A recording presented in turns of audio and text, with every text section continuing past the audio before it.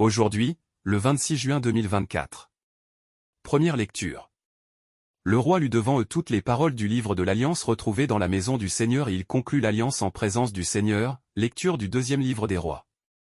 En ces jours-là, le grand prêtre Elsia dit au secrétaire Shaphan, « J'ai trouvé le livre de la loi dans la maison du Seigneur. » Et Elsia donna le livre à Shaphan. Celui-ci le lut.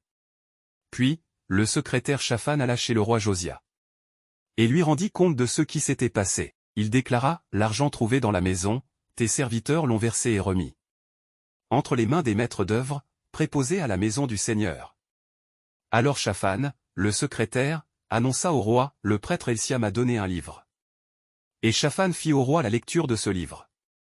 Après avoir entendu les paroles du livre de la loi, le roi déchira ses vêtements.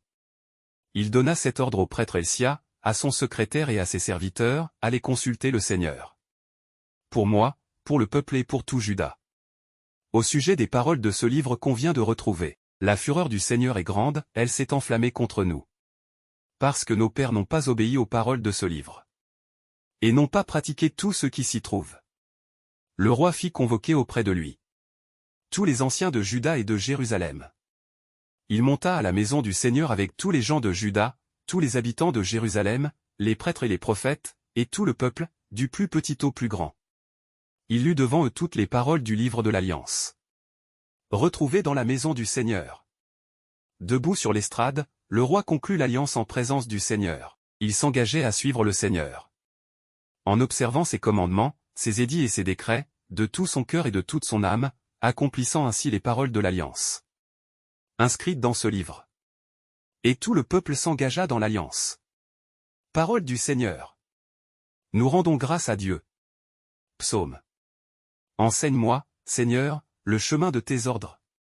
Enseigne-moi, Seigneur, le chemin de tes ordres, à les garder, j'aurai ma récompense.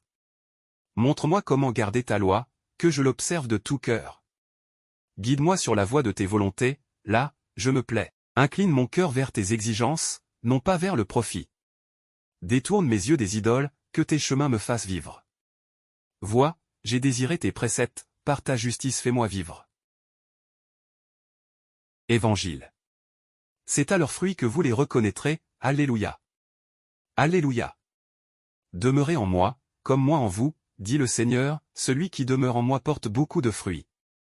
Alléluia. Évangile de Jésus-Christ selon saint Matthieu. En ce temps-là, Jésus disait à ses disciples, « Méfiez-vous des faux prophètes, qui viennent à vous déguiser en brebis, alors qu'au-dedans ce sont des loups voraces. C'est à leurs fruits que vous les reconnaîtrez.